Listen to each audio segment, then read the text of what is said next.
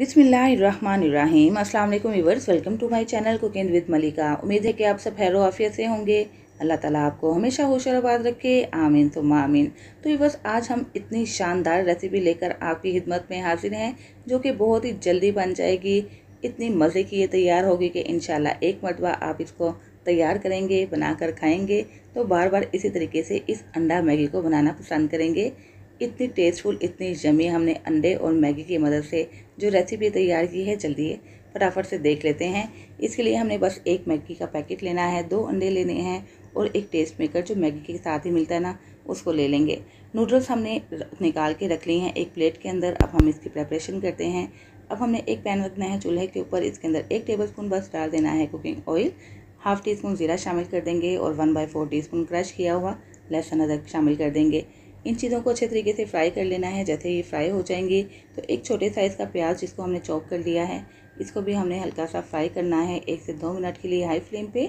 और उसके बाद इसके अंदर कुछ सब्जियां शामिल करनी हैं। जो सब्जियां आपके पास अवेलेबल हैं आप इसके अंदर डाल सकते हैं। मैंने यहाँ पे मटर का इस्तेमाल किया है और साथ ही बॉइल्ड कॉर्न्स ले लिए हैं, यानी कि उबले हुए छल्ले के दाने, वो इसके अंदर शामिल करेंगे। थोड़ी सी ज़रूर और हरी मिर्चें इसके अंदर शामिल करके इसको अच्छे तरीके से भूनेंगे।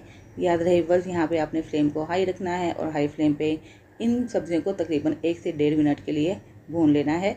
और जैसे ही सब्जियाँ भुनेंगी इसके अंदर टेस्ट मेकर शामिल कर देंगे। ये वही नूडल्स वाला टेस्ट मेकर है जो पूरा पैक आता है। जितना भी फ्लेवर आपको इसका पसंद है आप डाल सकते हैं, पूरा पैकेट भी शामिल कर सकते हैं। यहाँ पे मैंने बस 1 चम्मच भर के शामिल किया है क्योंकि मैंने घर के भी थोड़े से मसाले इसके अंदर ऐड करने हैं, इसको थोड़ा सा चटपटा और मज़ेदार फ्लेवर देने के लिए।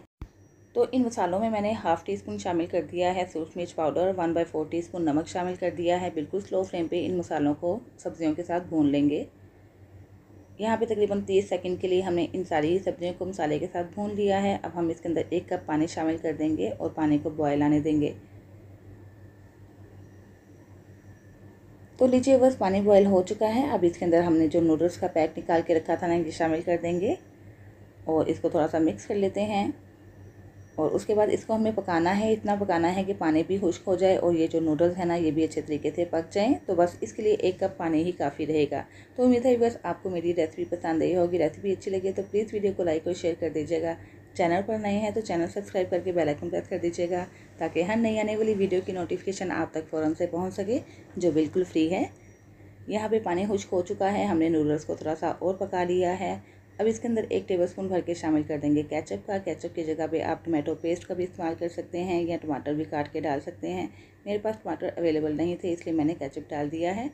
और अब हमने क्या करना है, 2 अदर अंडे ले लेने हैं। अंडे को आपने अलग से तोड़ के शामिल करना है ताकि कोई ख़राब अंडा पहले वाले अंडे को ख़राब ना कर सके। तो आपने इस बात का ख़ास ख्याल रखना है। दोनों अंडों को हमने एक बाउल के अंदर शिफ्ट कर दिया है। इसको एक फोक की मदद से अच्छे तरीके से बीट कर लेंगे। इतना हमने इसको बीट करना है, फेंटना है कि जिससे कि इसके ऊपर थोड़ी सी झाग आ जाए। तकरीबन 15 से 20 सेकंड के लिए आप इसको बीट ज़रूर कर लीजिएगा। और दूसरी टाइम जो मैगी नूडल्स थी ये अच्छे तरीके से पक चुकी हैं। इसका सारा पानी खुश्क हो चुका है। इसको तकरीबन 1 से 2 मिनट के लिए हाई फ्लेम पे फ्राई करेंगे।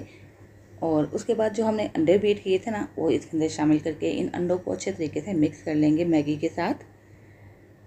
तो ये बस बहुत सिंपल सी, बहुत आसान सी और इतनी मज़े की ये रेसिपी है। इंशाल्लाह जब इस तरीके से आप ये रेसिपी बनाएंगे ना तो बार बार इसी तरीके के साथ अंडा मैगी की रेसिपी बनाकर खाना पसंद करेंगे।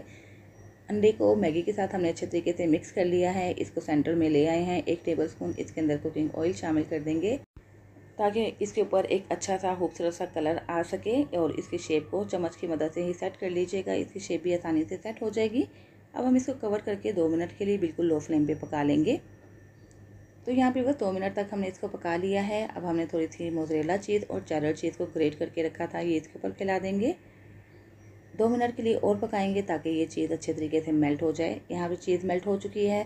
थोड़े से हमने ऑरिगेनो लीव्स इसके ऊपर छिड़क देने हैं। थोड़ी सी कुटी हुई लाल मिर्च शामिल कर देंगे और थोड़ा सा लहसुन और अदरक का पाउडर भी इसके ऊपर छिड़क देंगे ताकि इसके ऊपर एक अच्छा सा फ्लेवर आ सके। और ये फ्रेश फ्लेवर बहुत ही ज़्यादा जायका देगा इस अंडा मैगी को।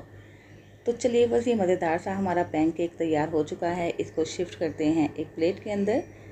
तो कितनी जल्दी ये रेसिपी बन गई है और कितनी मज़े की है। बच्चों को लंच बॉक्स में देने के लिए बेहतरीन आइडिया है। शाम की चाय के साथ भी आप इसको ले सकते हैं। हल्की फुल्की भूख में भी इसको एंजॉय कर सकते हैं।